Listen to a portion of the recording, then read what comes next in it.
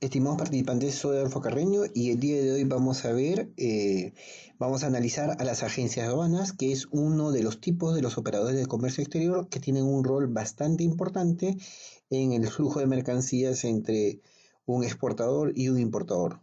Bueno, vamos a empezar. ¿No? ¿Qué es una agencia de aduana?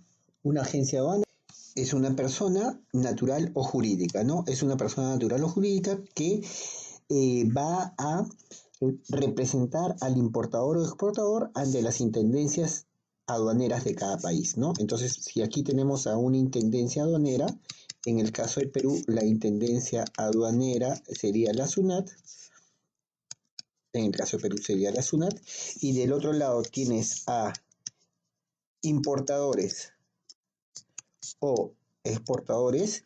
Estos en rigor deberían hacer el trámite aduanero de importación o exportación, ¿no? Pero las intendencias aduaneras ponen en el medio a un tercero, a un intermediario, que son las agencias de aduana. Las agencias de aduana serán las personas jurídicas que van a representar a este señor ante la intendencia aduanera y van a realizar todos los trámites aduaneros. Es decir, estos señores van a hacer el filtro o van a tramitar las operaciones de importación o exportación ante las intendencias aduaneras. Para ello, las intendencias aduaneras de la SUNAT debe y lo que hace es capacitar y otorga permisos o autorizaciones para que estas personas jurídicas puedan representar a los importadores o exportadores ante la SUNAT, ¿no? Otra definición es un auxiliar de la función aduanera gestionando en nombre y por cuenta de sus clientes el despacho de las mercancías ante la aduana, ¿no? El agente de aduanas en rigor debe actuar defendiendo el interés fiscal, defendiendo el interés de la SUNAT, ¿no es cierto? Y también el interés de su cliente, quien es quien les paga, ¿no? Entonces van a estar en el medio, entre la defensa del interés fiscal, ¿no? Entre haciendo cumplir las normativas. Entonces, las agencias de aduana van a estar en el medio defendiendo tanto el interés de las intendencias aduaneras como también el interés de los clientes que son los importadores o exportadores, ¿no? A su vez también el agente de aduanas, para funcionar como agente de aduanas, tiene que tener personal egresado de la IAT. La IAT es el Instituto Aduanero y Tributario, ¿no? Y el título del egresado es agente afianzado de aduanas. ¿Correcto? Eh, a ver, vamos a ver. De acuerdo al procedimiento INTA PG 24, ¿no? Este es el procedimiento que regula el funcionamiento de los operadores de comercio exterior. Las agencias de aduana están obligadas a, este es un punto importante, deben conservar todos los documentos establecidos en el presente procedimiento, o sea, en términos generales, las facturas comerciales del exportador, también los certificados de origen, si es que hubiera, y demás documentos de la importación o exportación, que han sido revisados en sus capítulos correspondientes, ¿no? Deben conservar estos documentos por 5 años, contados a partir del 1 de enero del año siguiente a su emisión. Es decir, si por ejemplo en el año X has hecho una operación a manera de importación o exportación, a partir del 1 de enero del año X más 1, durante 5 años tienes que mantener todos los documentos, tienes que conservar todos los documentos y entregarlos a los SUNAT cuando te lo pidan.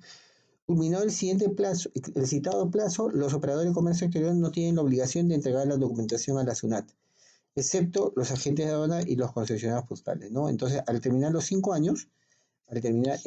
años, los agentes de aduana tienen que entregar toda su documentación a la SUNAT. Vamos a seguir avanzando. Algunos requisitos para registrarse como agente de aduana: un área no menor a 50 metros cuadrados. Esto es básicamente es el detalle de todo lo que debes de cumplir: un equipo de seguridad contra incendios, sistema de comunicación de datos y equipos de cómputo que permitan su interconexión con la SUNAT, ¿no? Entonces aquí debes tener internet, en otras palabras. Eh, de conformidad con las especificaciones técnicas del anexo 17. Simplemente hay que revisar este anexo y si quieren constituirse como un agente de aduana, en este anexo van a tener toda la información pertinente. Y algo más, algo también importante, ¿no?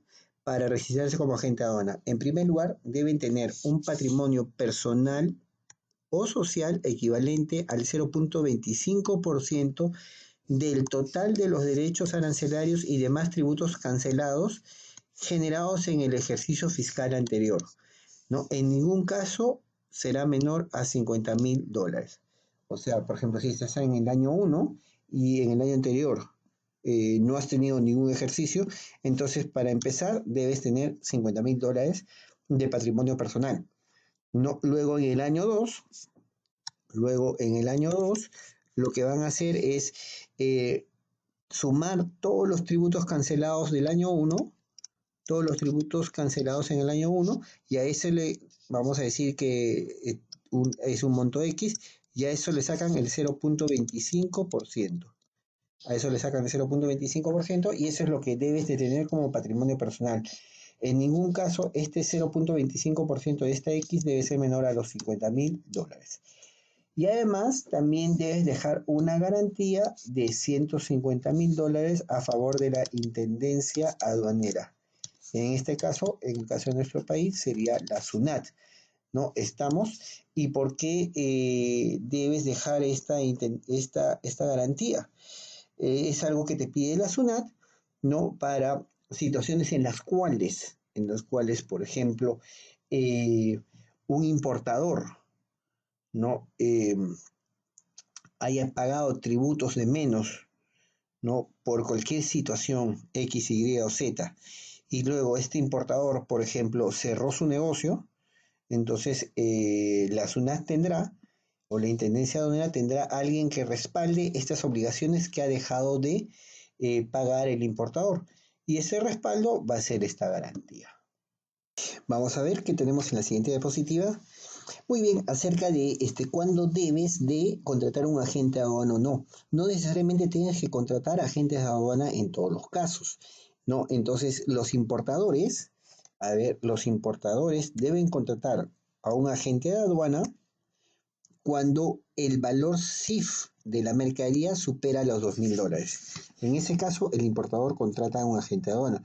En el caso de las exportaciones, en siempre contratas a un agente de aduana si es que el valor FOB supera los $5,000. Si tienes exportaciones menores a $5,000, entonces no es necesario que incurras en este gasto adicional del agente de aduana, porque los agentes de aduana obviamente te van a cobrar y eso va a encarecer tus productos, ¿no? Y sobre todo tu oferta exportadora, ¿no? En el caso de la importación, a partir de 2,000. En el caso de la exportación, a partir de 5,000. ¿No? ¿Cuánto te cobra un agente de aduana? La estructura de costos de un agente de aduana o la estructura de precios de un agente de aduana está relacionado con un porcentaje del valor FOB más gastos operativos en el caso de Expo.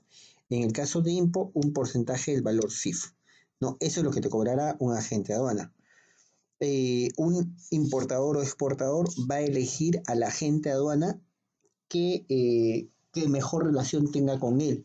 No es algo que elige la Intendencia Aduanera, lo elige el importador o exportador, ¿no? Y además también es importante mencionar que le entregan el poder, o sea, le entregan la facultad para representarlos ante la SUNAT, ¿no? A través del endose. ¿Qué es el endose?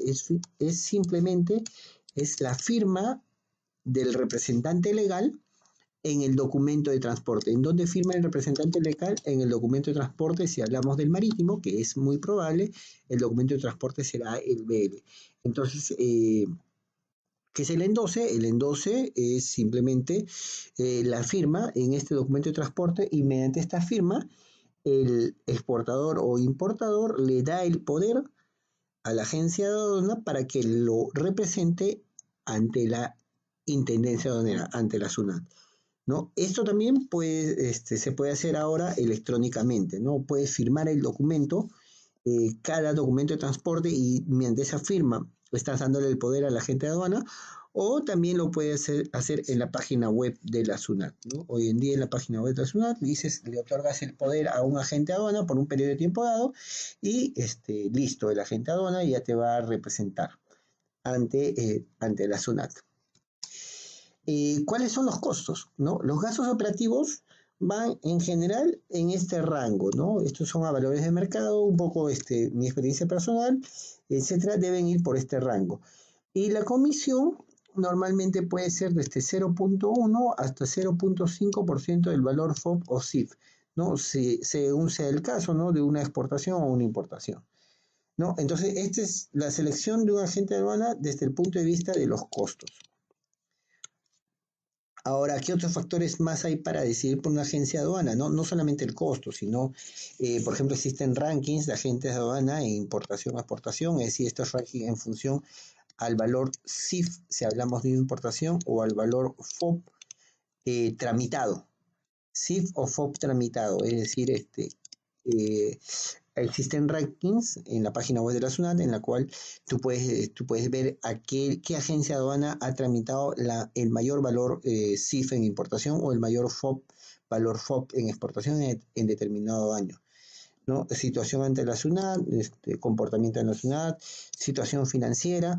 Esto es muy importante, ¿no? La situación financiera del agente de aduana, porque generalmente en la práctica el agente de aduana no solamente te va a representar, no solamente va a representar al importador o exportador, sino también lo que va a hacer es, en muchos casos, financiar, y esto es parte del servicio que hay aquí en nuestro país, ¿no? Es financiar, por ejemplo, los tributos, ¿no? Hay muchas situaciones en las cuales el agente de aduana se encarga de pagar los tributos ante la SUNAT, ¿no? Y se los cobra obviamente al importador o exportador a través de ley. Y no solamente va a, va a, va a realizar los pagos de tributos ante la SUNAT y luego te los va a cobrar a través de letras, por ejemplo, ¿no? Sino también en muchos casos, y esto es parte del servicio que dan estos señores, también van a realizar los pagos a otros operadores,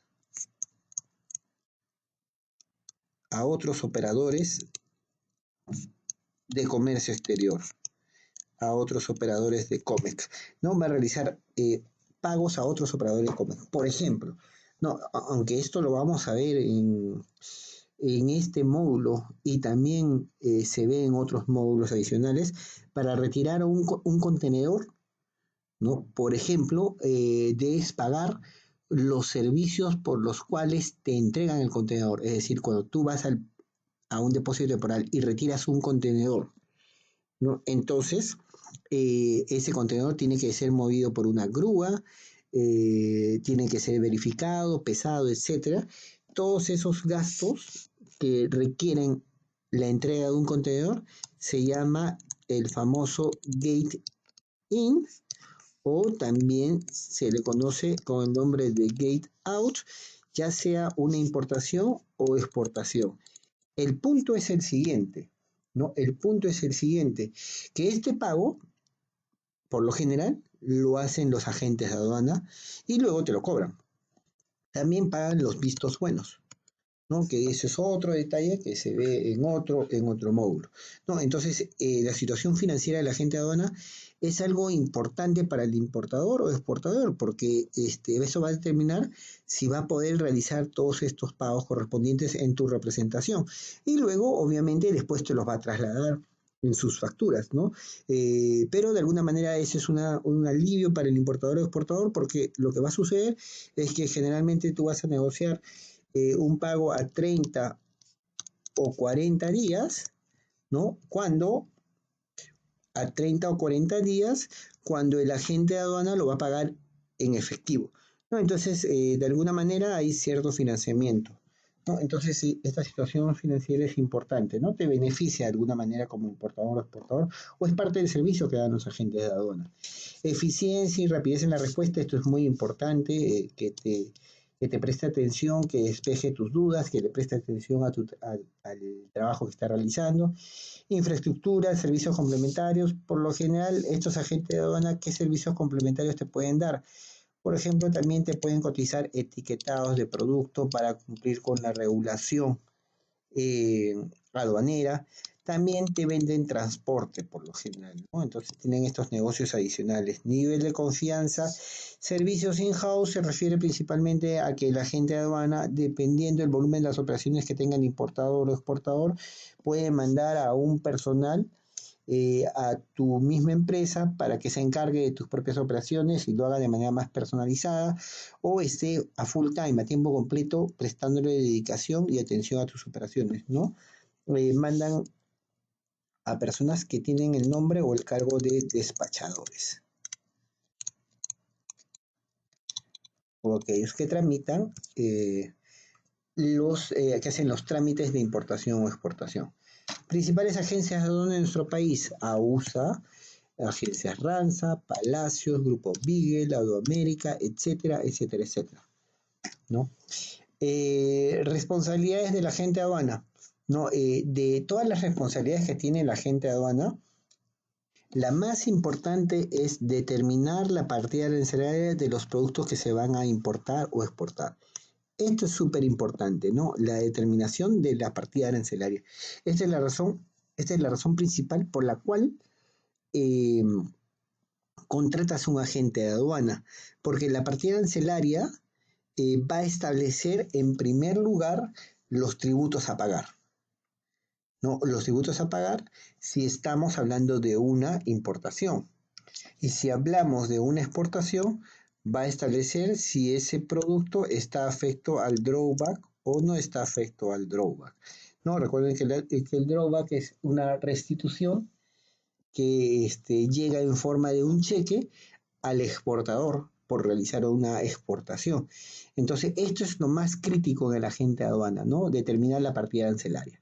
No, porque eso va a depender el tributo a pagar en importación. Estos son impuestos que debes de pagar, ¿no? Y estos impuestos que debes de pagar constituyen un desembolso de dinero. O si no, también van a determinar la partida que vas a usar para la exportación y eso determina si el producto está afecto al drawback o no. Y eso representa un ingreso de dinero al exportador. Entonces, esta es la parte más álgida y la parte más importante de un agente de aduana. Conocer las leyes vigentes sobre tributación, o sea, los impuestos arancelarios que debes pagar, si debes pagar antidumping o no, etcétera, entre muchos otros impuestos que son vistos y son analizados en otro módulo, ¿no? En el módulo de liquidación de tributos de este mismo curso. Conocer las leyes vigentes sobre beneficios en el caso de exportaciones, el drawback, ¿no? ¿Qué productos aplican al drawback o qué partidas arancelarias aplican al drawback, ¿no? Y lo que vas a recuperar. Conocer las leyes vigentes relacionadas sobre las mercancías prohibidas y restringidas. En el caso de restringidas, el agente de aduana te va a decir qué tipo de autorizaciones debes de tener. Es responsabilidad del importador o exportador, en primer lugar, suministrar todos los documentos necesarios para la realización de la importación o exportación. ¿No? Ok, muy bien. La documentación, suministrar la información necesaria para que el agente de aduana establezca correctamente la partida arancelaria. ¿No? Es decir, materiales componentes de los productos, ¿no? La carta del material o la estructura del material, se le llama el Bill of Material o la estructura del material, uso, función, fotos, costo del producto, etcétera, ¿no? Materiales, componentes, todo lo que fuera, ¿no? Además, firmar el formato B de la declaración aduanera de mercancías, ¿no? Firmar la documentación, la DUA, ¿no? Estas son las responsabilidades del importador o exportador, ¿no? Ok, muy bien, señores. A continuación, en el siguiente video, vamos a ver los transportistas internacionales. Muy bien, a continuación vamos a hablar acerca de los transportistas internacionales. Vamos a hablar acerca de su papel en este flujo de comercio internacional. De alguna forma ya habíamos adelantado en la introducción, en el esquema general de este módulo, habíamos adelantado cuáles eran los roles y cuáles eran los tipos o clasificaciones de estos transportistas internacionales. A continuación vamos a hacer un doble clic, vamos a analizar a más detalle, con más profundidad, a estos transportistas internacionales. Muy bien, señores. ¿Qué son los transportistas internacionales, no? Son empresas que se encargan del traslado físico de los productos, ¿no? Que intervienen o participan en el traslado físico de los productos entre países distintos. Pueden ser aéreos, marítimos, terrestres, consolidadores de carga también o agentes de carga. Aquí dice agencias de carga u otros operadores multimodales.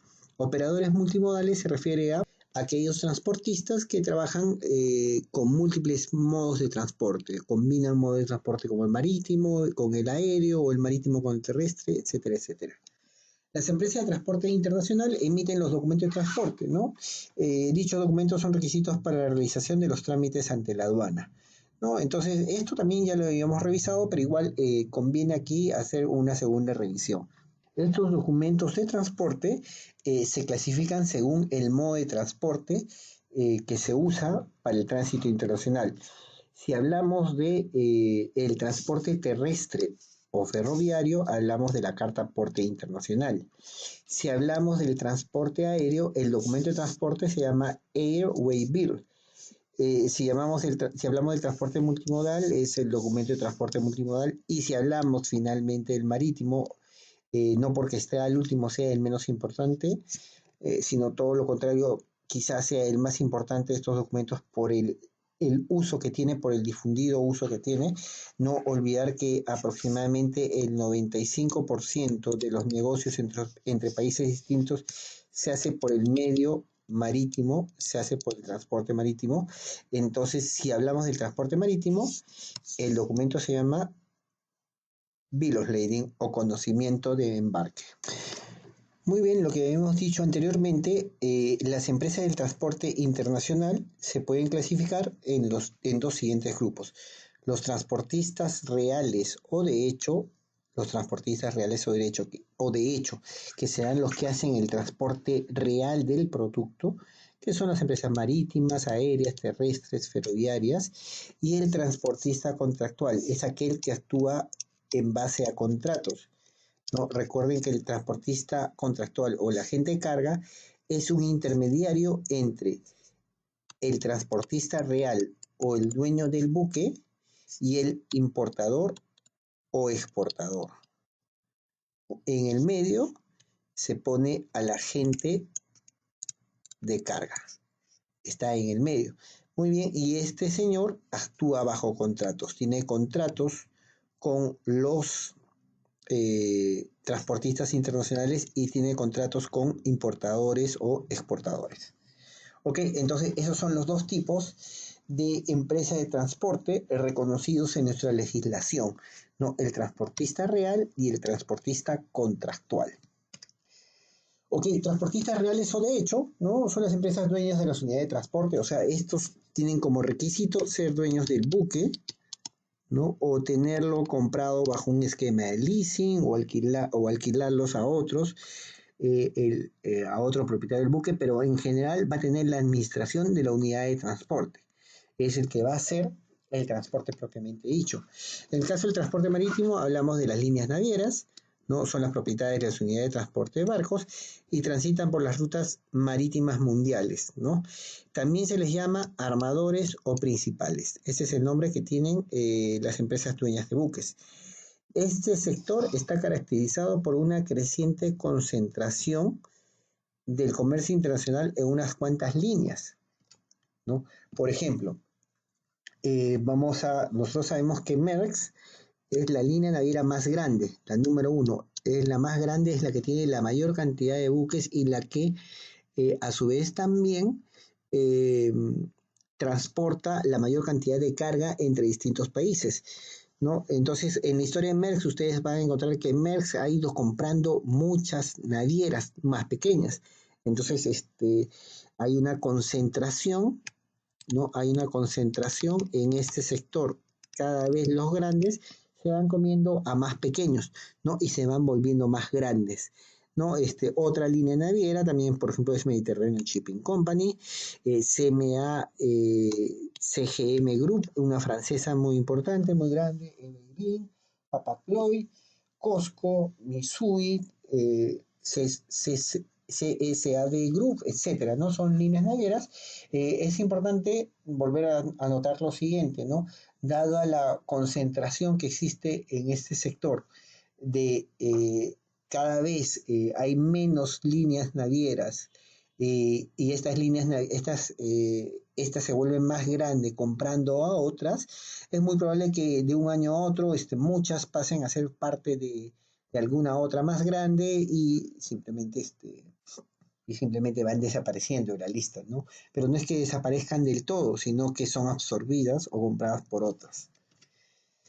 En el caso del transporte marítimo, punto importante, los transportistas reales o de hecho, no, el transportista marítimo, por ejemplo, alquilan los contenedores a importadores o exportadores, ¿no? Este es un punto importante, ¿no? Porque tú para hacer el transporte internacional no vas a comprar un contenedor, o sea, un importador o exportador no va a comprar un contenedor para vender sus productos, ¿no? Lo que va a comprar es un flete, y el flete es un servicio de transporte. Y para realizar ese servicio de transporte se va a requerir contenedores. Se requiere contenedores. El flete es un servicio de transporte y para esto se requiere contenedores. Estos contenedores se los van a entregar al importador o exportador.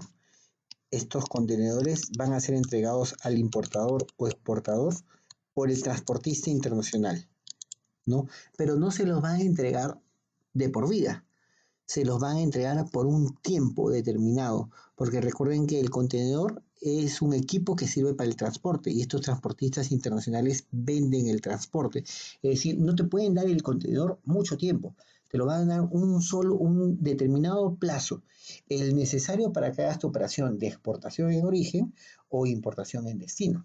Si, por ejemplo, tienes problemas en tu proceso de exportación, vamos a decir, estamos hablando de una exportación, y vamos a decir lo siguiente. Vamos a hacer el flujo acá. Vamos a decir que eres un exportador, ¿no? Y que has recibido una orden de compra, ¿no? Y que esta la vas a llenar en un contenedor, ¿no? Para entregar esta orden de compra vas a necesitar un contenedor. Entonces compras primero un flete y dentro del flete está el alquiler del contenedor por un tiempo dado. Vamos a decir que te van a alquilar el contenedor o te van a dar el contenedor. Alquiler no sería la palabra exacta, ¿no? Porque en realidad tú estás comprando un flete. Vamos a decir que tienes el contenedor por 15 días. 15 días libres para hacer tu trámite de exportación. Entonces, le pides a la naviera el contenedor, la naviera te da el contenedor y comienzas tu trámite de exportación. Pero durante el trámite de exportación, en la realización del trámite de exportación, antes de que llegues a cargar la nave en el buque, la mercadería en el buque, en el trámite de exportación, vamos a decir que te faltan algunas autorizaciones, es decir, por un problema que ocurrió en el área de comercio exterior de este fabricante, ¿no? Entonces no tienes las autorizaciones completas, entonces, pero tienes la mercadería dentro del contenedor, pero a su vez tampoco tienes las autorizaciones y por lo tanto no puedes embarcar la mercancía. Van pasando los días y no obtienes las autorizaciones. Transcurrieron los 15 días y no obtuviste la autorización. Entonces, como ya te has excedido a tus días libres, entonces te van a cobrar algo que le llaman la sobreestadía. Esto funciona en los dos extremos, no tanto en la exportación como en la importación. ¿No? Si te excedes a los días libres que te prestan el contenedor, vas a pagar un concepto a la línea naviera que se llama la sobreestadía, porque la línea naviera está perdiendo oportunidad de hacer más viajes. No, oportunidad de hacer más viajes porque ese contenedor está ocupado con tu mercancía. Ok, entonces el costo del alquiler de los contenedores se encuentra incluido dentro del costo del flete. Es decir, cuando tú pagas el flete, te prestan el contenedor un determinado número de días, ¿no? Que se llaman los días libres. Una vez el contenedor ha llegado al país de destino, el importador debe devolverle el contenedor vacío. Para dicha devolución dispone de un tiempo que se llama la estadía libre o días libres o sobreestadía. O estadía, ¿no? Pasado dicho plazo, los transportistas cobran un recargo llamado la sobreestadía, ¿no? Eh, una negociación estándar Es decir, sin negociar muchas condiciones, es decir, eh, si pides una cotización plana, simple y sencilla, te entrega 10 días libres, sin pago. ¿No? Cuanto más le ofrezcas al transportista y le digas que vas a embarcar muchos contenedores o vas a importar muchos contenedores, te pueden dar más días libres. Lo mínimo que te dan son 10 días. 10 días libres y en el mejor de los casos puedes obtener a 30 días libres, ¿no? Los días libres empiezan a correr desde el día siguiente del fin de la descarga. Eh, ¿Ok? Este es en el caso de una importación. En el caso de una exportación, los días libres comienzan a correr desde el día siguiente en que te entregan el contenedor. Ok, señores. Los costos de la sobreestadía generalmente tienen la estructura de una escalera. Por ejemplo, no tienes lo siguiente. Tienes lo siguiente. Vamos a decir, ese es el día 1, ese es el día que te entregan el contenedor, este es el día 10, este es el día, vamos a decir que ese es el día 1, el día 10, el día 20, el día 30, etc.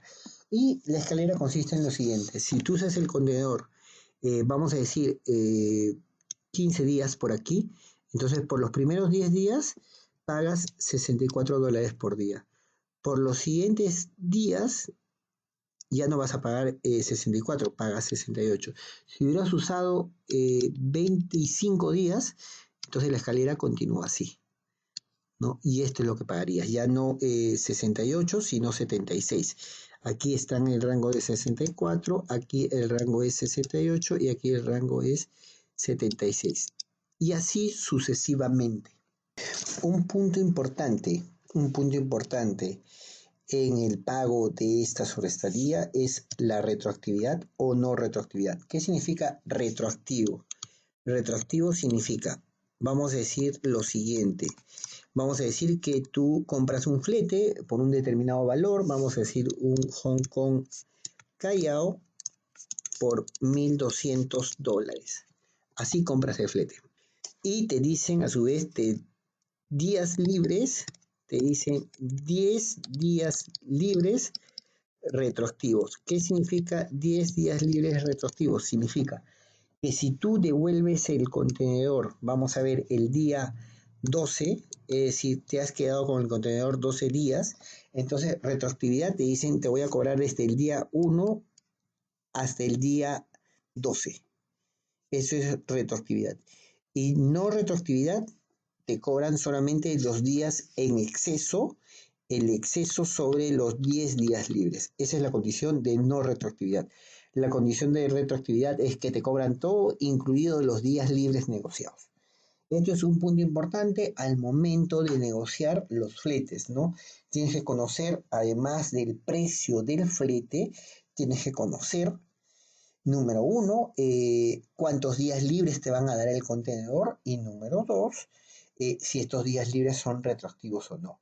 Hoy en día es la tendencia en el mercado está orientada principalmente a cobrarte solamente el exceso. Es decir, generalmente casi todas las condiciones o todas las líneas navieras están dando o vendiendo fletes con la condición de no retroactivo. Es solamente pagas el exceso sobre los días libres. En esta lámina lo que les quiero mostrar es el papel del mayorista o el NVOCC, el Non-Vessel Operation Common Carrier.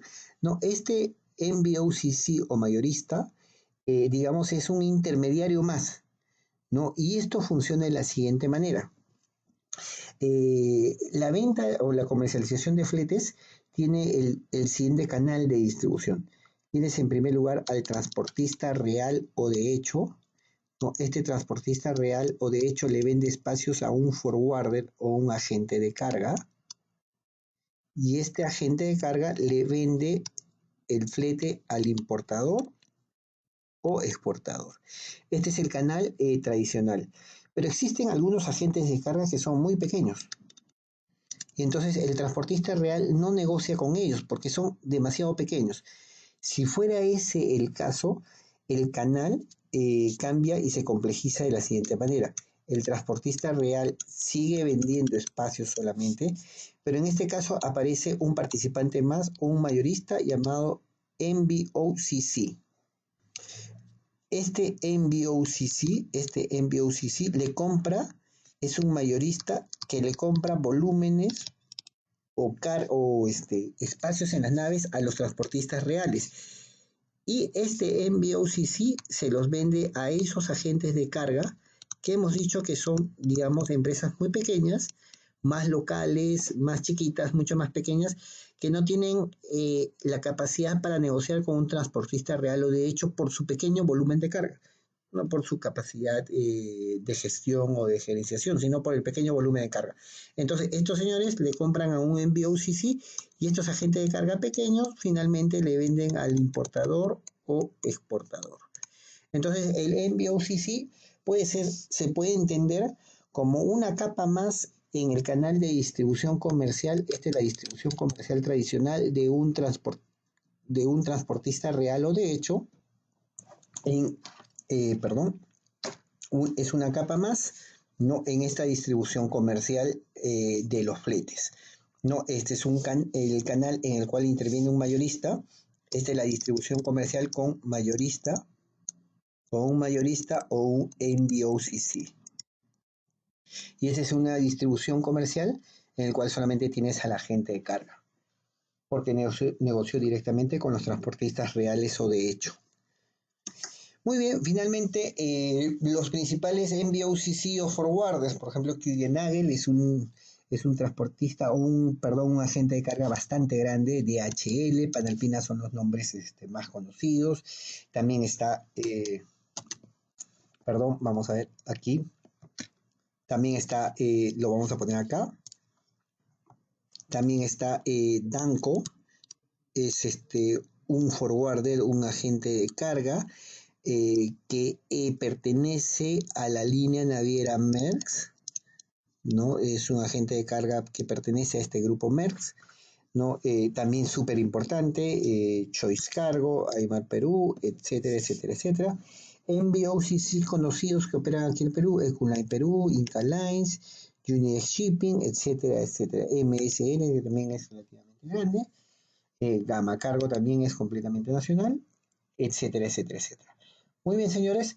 Esto es todo lo relacionado con los operadores de comercio exterior, específicamente con los transportistas internacionales.